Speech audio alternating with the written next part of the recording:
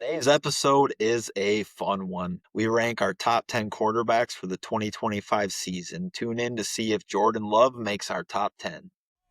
Yeah, I've been wanting this shit forever. I've been in the field with whatever they throw at me. Brush it off, pick myself up, moving on to the better. Hey. Yeah. Ain't no errors, baby, it's a new era. I wake up early feeling rich like I'm cash.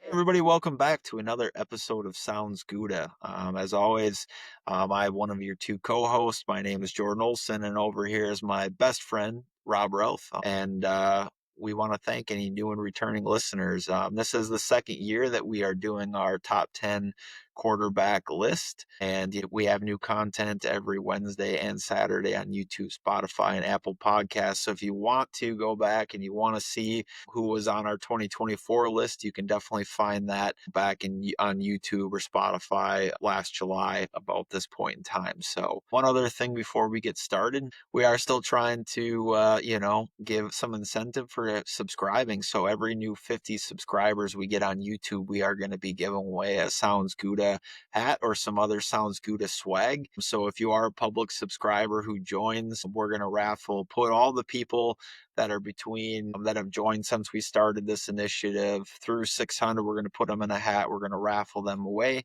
and we're going to get that person a hat. And then we'll do that from 601, 650 at that point in time. So definitely be a subscriber if you are not. So with that, I'm going to throw it over to Rob.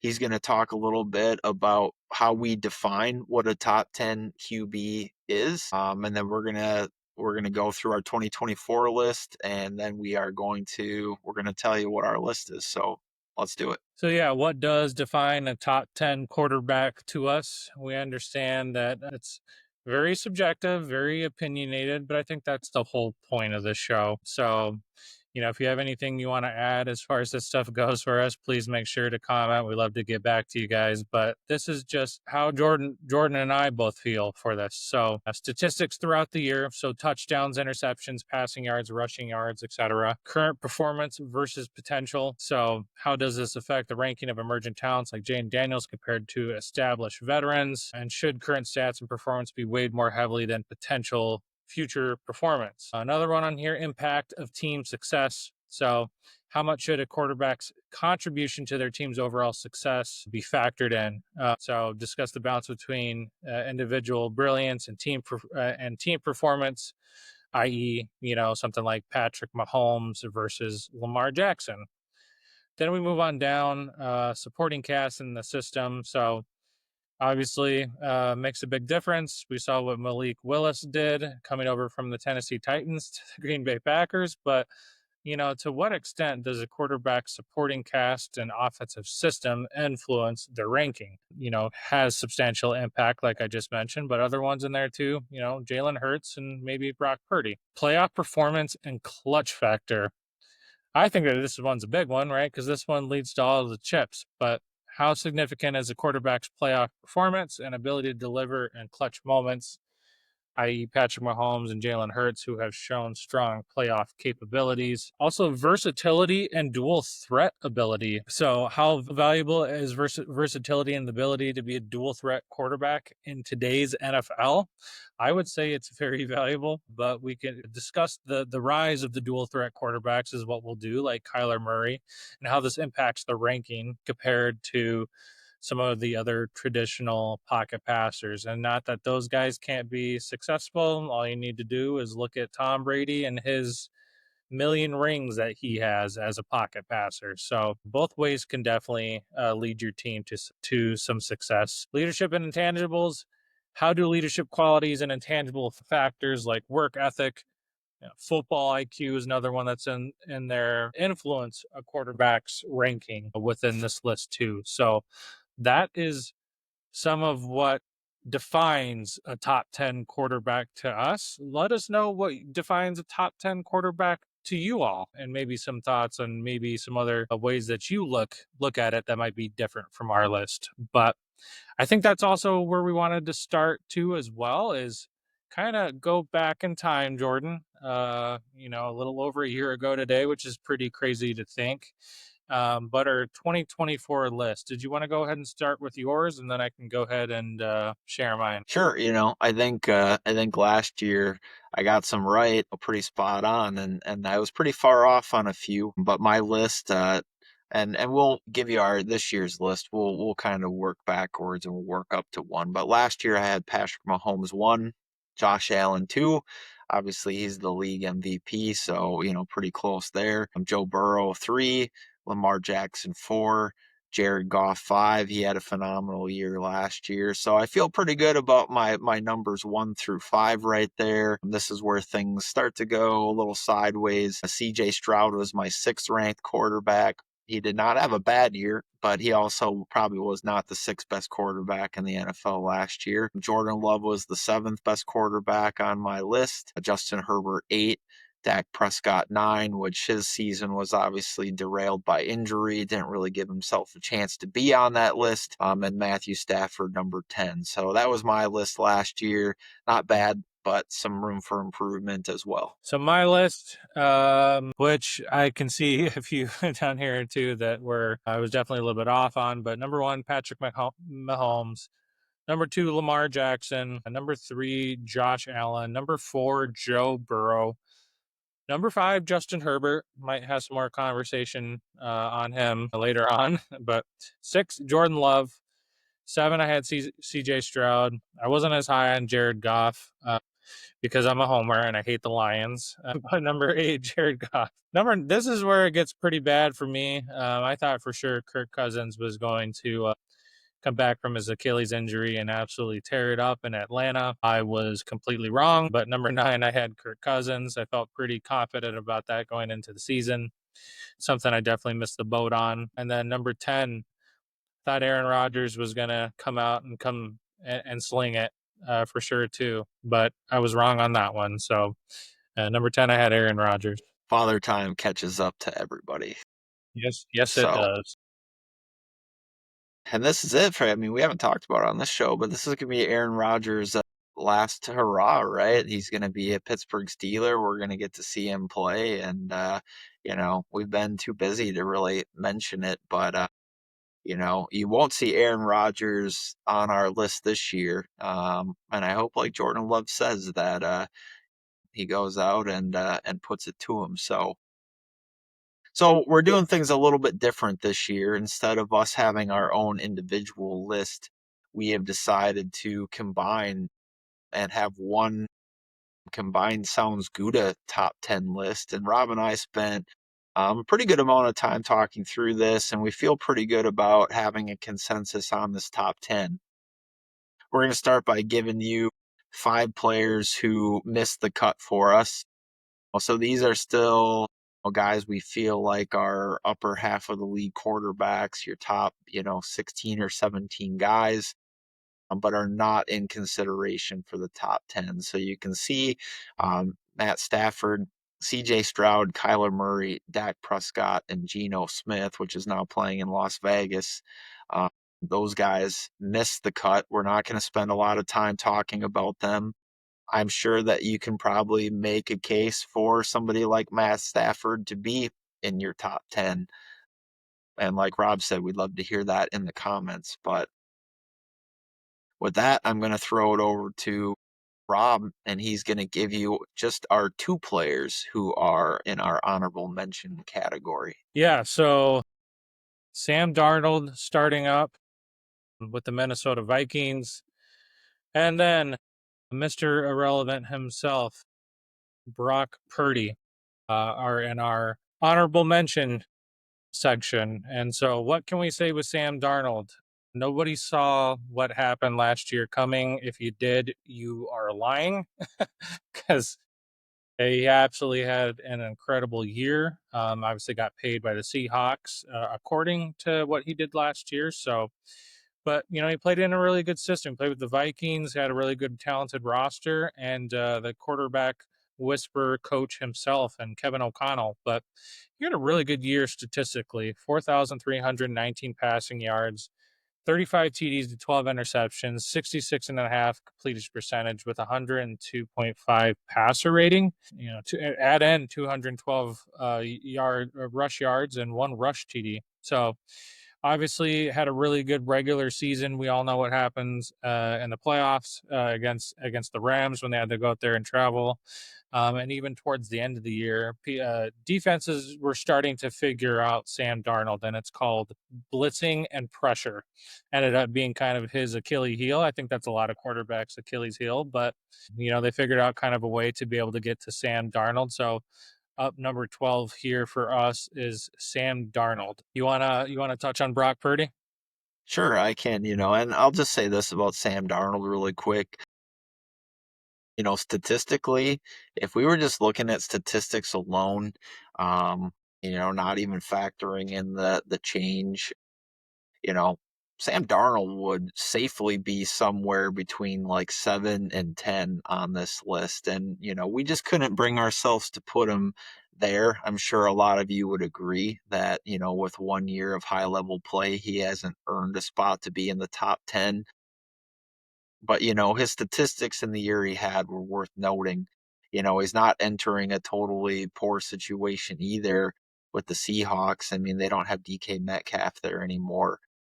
But he's got some young wide receivers, and it'll be interested to see if he can finish in that, top 12 quarterback conversation come the end of the year. Brock Purdy falls squarely into the category of we really feel like why Brock Purdy is a good quarterback. He's really propped up by the system that he's in.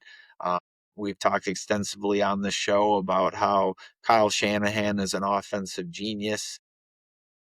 He's had a great cast around him from the likes of Deebo Samuel and Brandon Ayuk, Christian McCaffrey, and George Kittle. I feel like a lot of guys pictured in that miss the cuts category could go and put up the statistics that Brock Purdy did last year, So he had 3,800 passing yards, 20 TDs to 12 interceptions, had a great passer rating, pretty good passer rating, 96.1 and one of the higher QBRs, which is ESPN's stat trying to rate like total overall quarterback performance, but he had a 67.9 QBR. So, we do put Brock Purdy there. I know the San Francisco 49ers fans, and I know I've seen it in the comments. A lot of you think I really hate the Niners, which I do really hate the Niners, but we try to be fair on this show, and I think you'll see that later with some of our other quarterbacks. But Brock Purdy is on our honorable mention list. And Rob, now it's time to get into the top 10. So why don't you share our ninth and 10th quarterbacks with everybody, and then let's talk a little bit about them. Yeah, so Justin Herbert and Jalen Hurts are next up. So, you know, Justin Herbert falling a little bit for us, at least compared for me on last year's list, but really, really efficient. Only 3 interceptions last year. Again, only threw 23 touchdowns, and I would say that's kind of that system, right? It's a run first. It's a very, very heavy run first type of system that Harbaugh likes to play over there, but still 3,870 pass yards. Passer rating is really good at 101.7, QBR of 64.8, and was actually able to rush the ball for 306 yards and 2 rush TDs. So the only reason I think we wouldn't put him up here a little bit higher is just I feel like and this is feelings, right? So facts versus feelings. This is the part where I feel like Justin Herbert came on strong, and now if it's a little bit more of the system and play, and him being a little bit more, I guess, cautious with the football.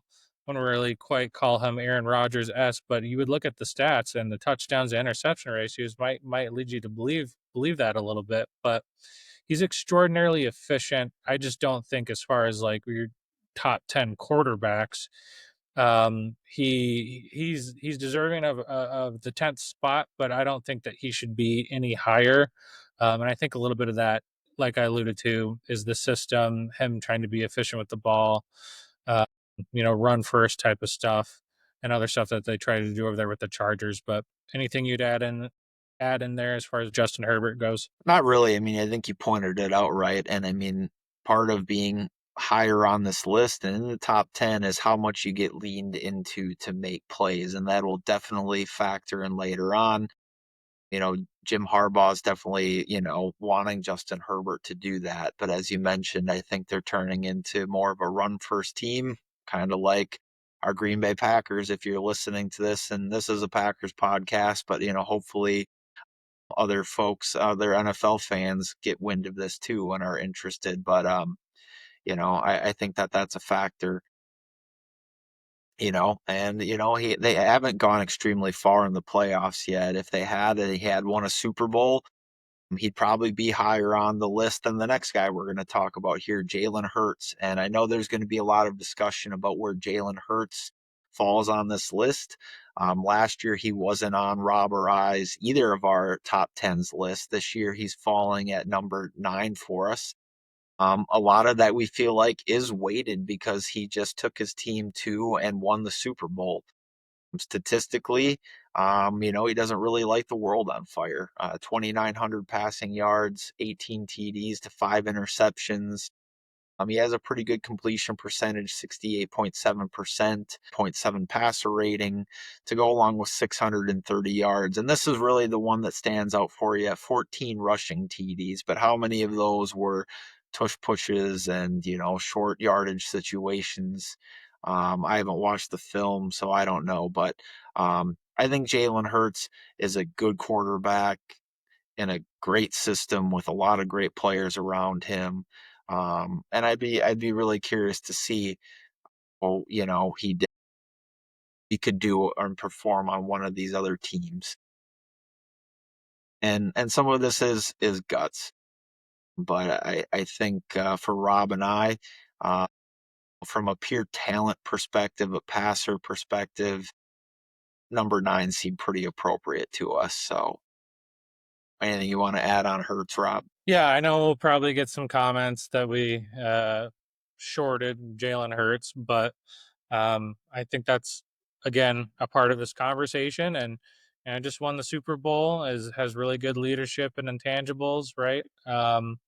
Had a really good offensive line with a really good running back with a really good defense. It kind of just all came kind of full circle. But he's efficient, so there is room and conversation, to be able to be said of Jalen Hurts moving higher and or lower on this list. So this is just where we ended up having him, and let us know what you think, Eagles fans, if any of you catch wind of this. So Yeah. So number 8 on our list is another newbie for the Sounds Gouda list, but Baker Mayfield is entering our top 10 at number 8.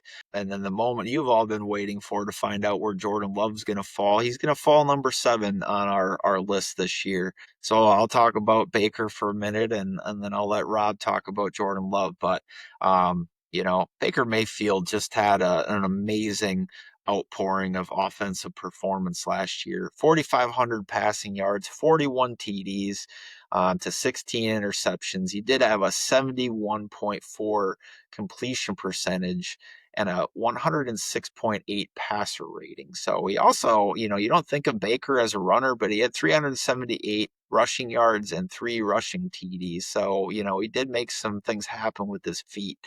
Uh, he's got an excellent offense around him. They just added Emeka and Buka in the draft, so he's going to have another weapon to throw to. It's hard not to think that in 2025 Baker Mayfield's going to find himself as one of the 7 or 8 best quarterbacks in the NFL again. So he's had an interesting story. Some people don't like Baker. I don't mind him. I think he's found a good fit there in Tampa Bay. So yeah, very underrated is what I would say Baker Mayfield is, and I don't know, man. He left the doomsday hole of the organization that is the Cleveland Browns, and found success over there with a really good organization and a really good system. I'm sorry, Browns fans. but I'm not sorry. It kind of is what it is. But yeah, Jordan Love. Uh, so obviously, missed 2.5 games last year. And it's probably affected, a lot more just on top of that. Injured for, many other games as far as that goes, but fifth in ESPN quarterback rating, which is pretty good. We did go out and we did add Golden, Savion Williams. We got Marshawn Lloyd Musgrave back integrated into this offense. And Jordan went ahead and gave Love stats if he averaged it out, if he would have played the 17 full games, and that would have been 3,963 yards, which would have been seventh. 29 touchdowns would have been tied for sixth, and then 13 interceptions. So, but his regular one, a little bit below that, 3,389 passing yards, 25 to 11 TD interception ratio, 63.1 completed percentage. If you've been listening to us, you know that we've been talking about our wide receiver drops at nauseum. I think that definitely comes into play with that stat for sure.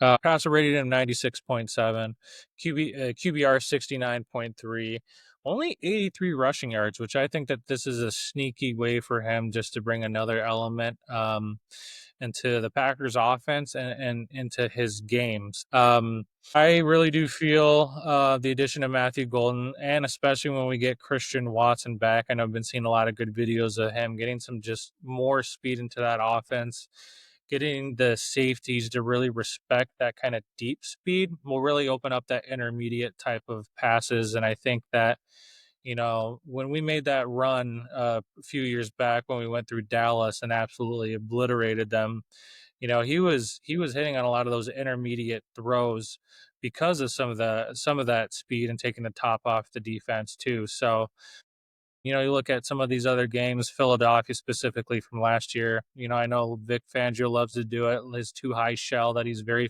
famous for, and he stalwarted a lot of really other good quarterbacks, but they really kind of hampered the Packers offense, and specifically for them to be kind of a rush first, which I totally understand because Josh Jacobs was an absolute animal for us. Both Jordan and I agree that maybe this should be a pass first type of offense, complementary back with a run that would behoove the Packers offense the best. But I really do feel with the addition of some of the stuff, these new weapons, some of the speed, maybe going pass first, and then getting some of your wide receivers to catch the football. I think there is a lot of room and potential for Jordan Love to be able to grow. He's got good leadership and intangibles. I think his playoff success so far has not been that good, minus the Dallas Cowboys playoff game, which was absolutely incredible. We always seem to own it down there in Jerry World, but I think that there's a lot of love for Jordan Love here at number 7. Jordan, what would you add to that? I could add a lot, but for the sake of this show, I will only add a little bit.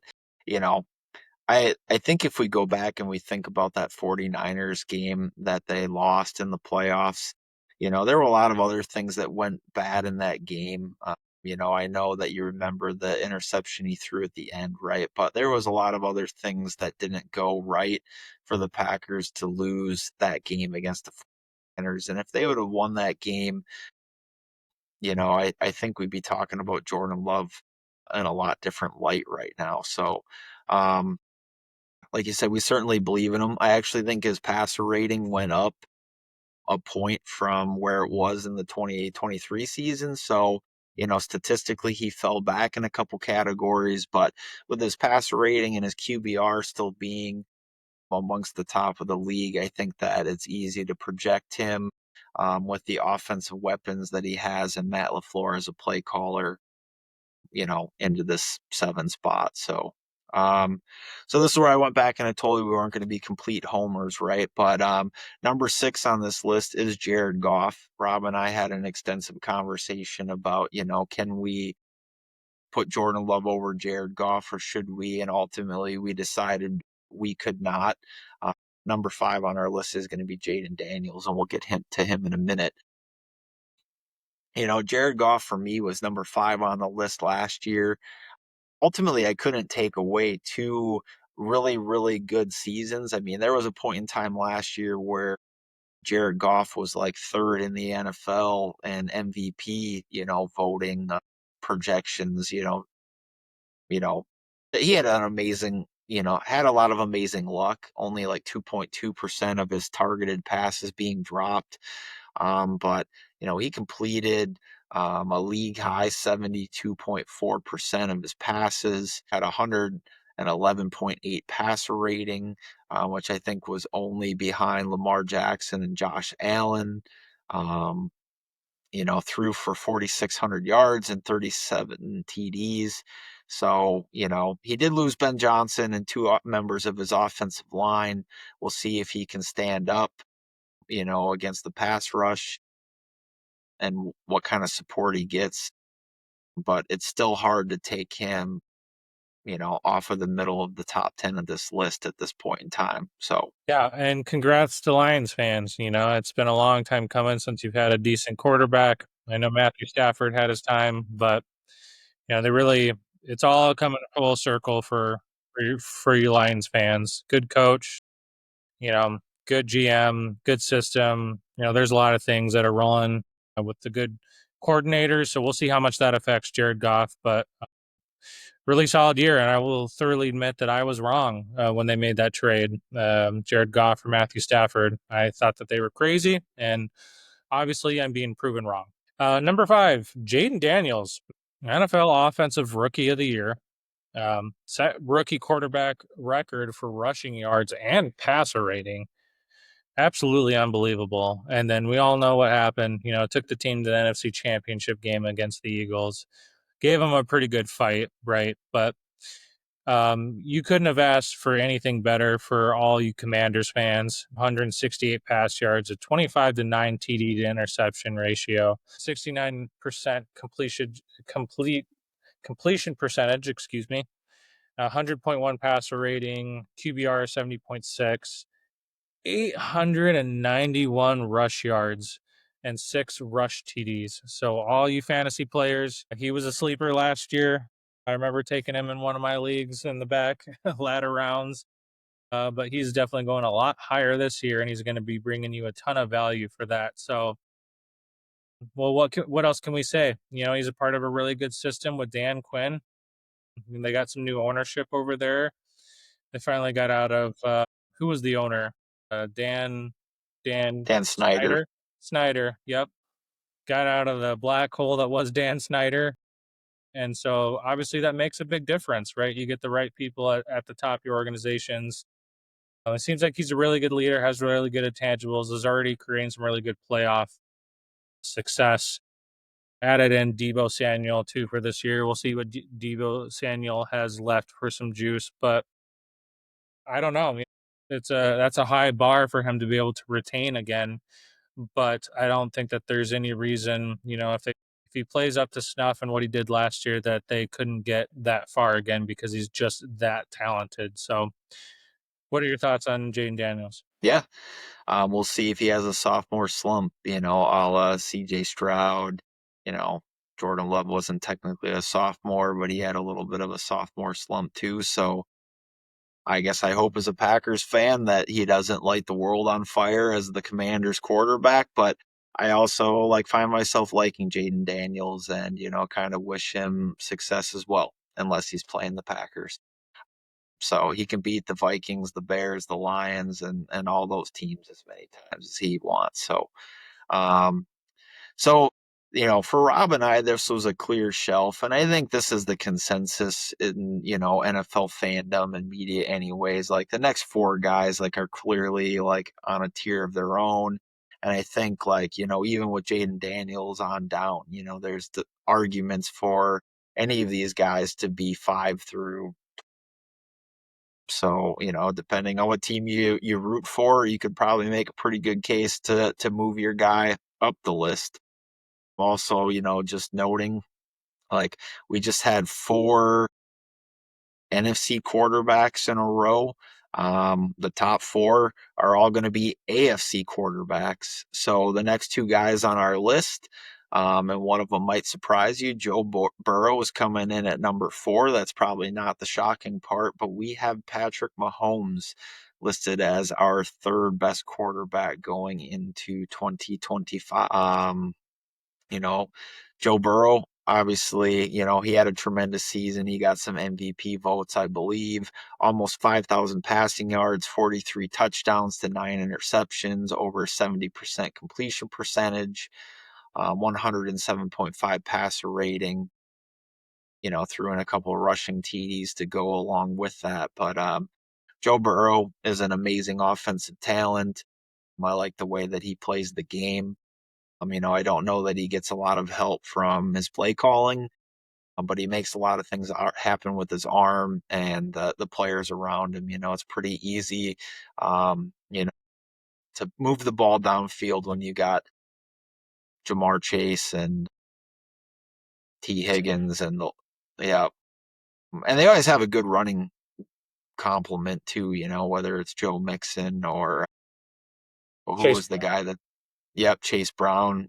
Had a great rookie season last year, so we expect Joe Burrow to keep doing Joe Burrow things.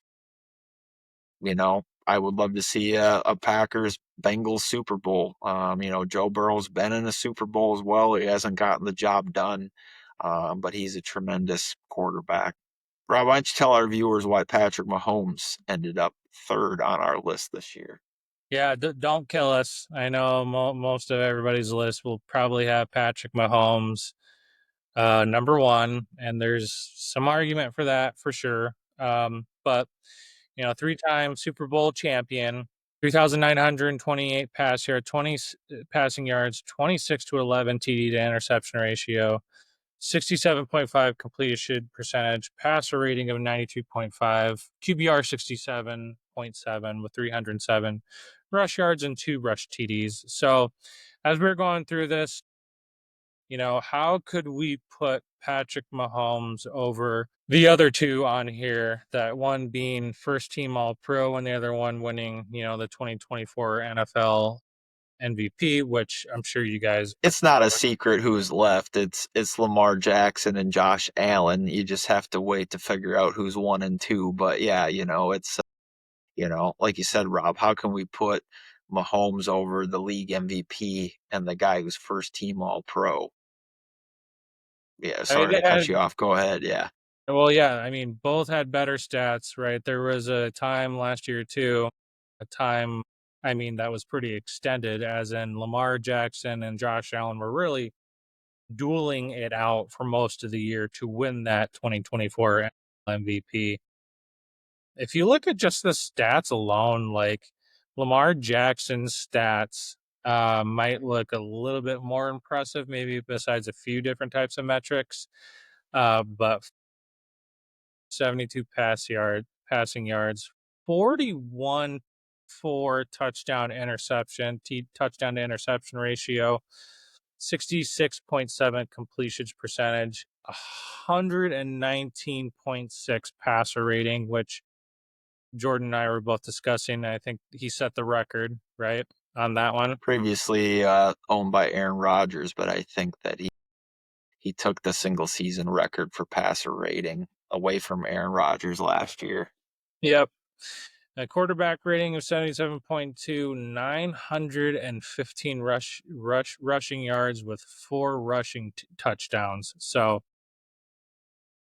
absolutely incredible for Lamar Jackson. And one of the reasons that we're putting him over Patrick Mahomes because he had a better season and he was first team All Pro. So yeah, there is an argument too for Lamar Jackson to be number one, but we really do feel Josh Allen is just he's a different beast. He's a different animal, and what he's able to do with that team is pretty incredible. Jordan, I'll let you kind of take the floor and anything else you'd want to add as far as Lamar Jackson and then head into Josh Allen.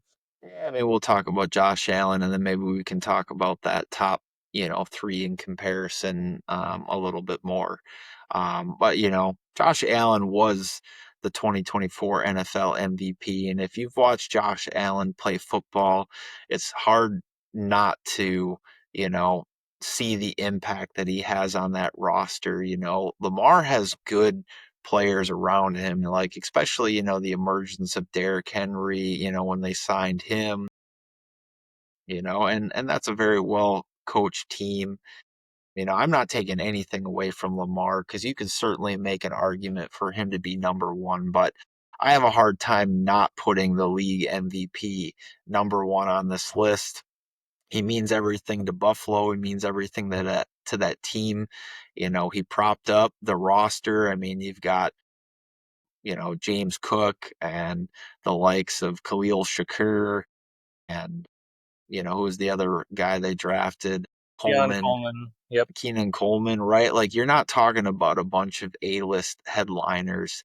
And the Bills every year, seemingly seem like they're, vying for an AFC championship. It's a tough, gritty team that plays out in the elements, and it's all run through Josh Allen. So, he's number one on our list. You could make a strong case for Lamar. Even sitting here having this discussion with Rob, I'm kind of like, should we have put Lamar at number one? But I think we both still feel like Josh Allen's number one on this list. But, you look at those two arguments, and you really can't put Patrick Mahomes above those two guys and the performances they had last year. So Patrick Mahomes certainly could come out and win the MVP and another Super Bowl, and he'll be number one on our list for 2026, but he's number three on this list for us in 2025. Yeah, I mean, the thing that it would give a lot of more credit to Patrick Mahomes is his playoff clutch, getting it done in the playoffs pretty consistently and being a Super Bowl. But when you're talking about everything that's involved, the stats, quarterback play, team, system, all that sort of stuff, we felt like number three was the best spot for Patrick Mahomes on this list. Well, I believe that's all we have for you today. Let us know what you think. Obviously we talked about a lot. There's a lot of opinions. Let us know if you would have moved people up or down, or if you would have put people in different spots, or if you had any other sort of metrics and analysis that you would go and you would weigh this list according to how you feel. We would love to engage with you. Just know that we have new content every Wednesday and Saturday on Spotify, YouTube, and Apple Podcasts. So please make sure to like, sub, and follow us on those platforms. Jordan and I are both on social. I'm at Sounds Gouda with 3 A's, and Jordan is at Olson Jord. And yeah, let us know what you think. I think that's all we have for you. So we hope that you have a good morning, a good afternoon, and a good night. Take care. Go Pack Go. Been wanted this shit forever. I've been in the